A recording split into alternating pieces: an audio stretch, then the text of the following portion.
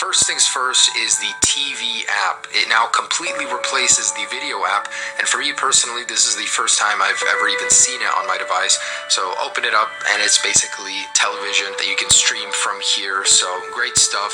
And alongside this new TV app, it now comes with an up next feature. So if you're watching something, you'll get a button that you can click on. It'll take you to the next video in your queue.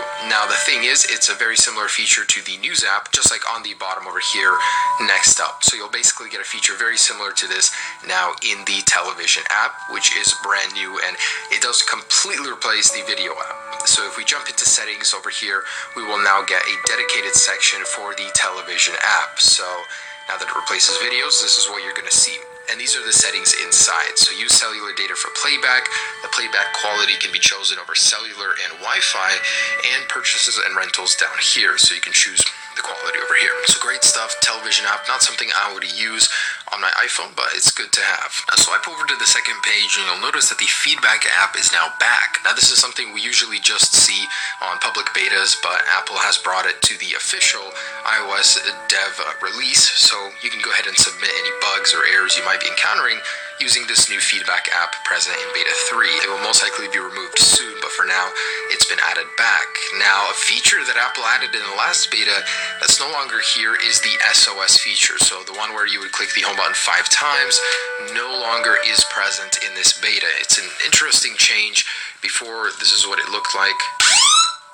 And basically would call 911 just like on the Apple Watch. Now I feel like it was removed because it was a little buggy, maybe it was getting stuck or frozen, and calling 911 more than it should have been. And of course all the people that have been using it, trying it out, it must have been a headache for the dispatchers. But anyways, if we jump into the general settings over here on both, you will no longer see that section for emergency SOS on beta 3. Maybe it will make its way back in the final release, but for now it is gone. Now if we jump into the messages app, you'll notice there is a new effect. Apple keeps adding several.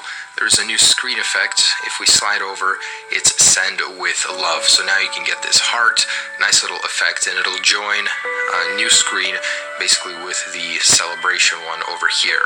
So that's awesome. 2 new screens in 10.2 beta 3, the newest one being the send with love. Now this one, blink and you'll miss it. I have no idea how somebody found this, but the eye emoji is now slightly tweaked to look like the older version from iOS 10 earlier builds. So I've got a picture over here I wanted to show you guys. So let's jump into this, and if I zoom in, take a look at the eye emoji on the left. So the pupils are touching the very edge of the eyeball, and now it's looking more like previous versions. So pretty much made it look like earlier versions of that emoji. How somebody found this, I have no idea, but so far that seems to be the only emoji that they changed. And just a couple other smaller points. Has the shutter bug been fixed on this latest version of 10.2? So let's play this.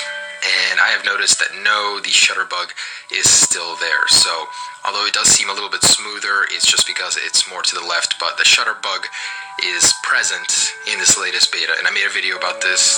Kind of sad to see this here. Hopefully it gets fixed eventually. I found a respring bug that I wanted to share with you guys that still works on this latest beta. So if you guys slide down on Notification Center, drag it up a little, click on the little speaking icon, dictation, and then just click on the screen over here.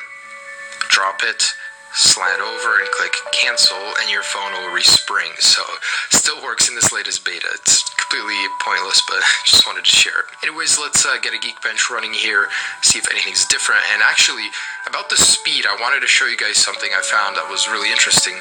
In settings, if you guys actually multitask, not only do you get a weird glitch, sometimes it'll just take you straight to the home screen for no reason. Anyways, let's get a Geekbench cooking. So nice little improvement, jump in performance there. So I can't say I feel it reflected in the iOS. Still feels kind of buggy in some ways, especially when launching the app switcher, opening apps, closing them. So guys,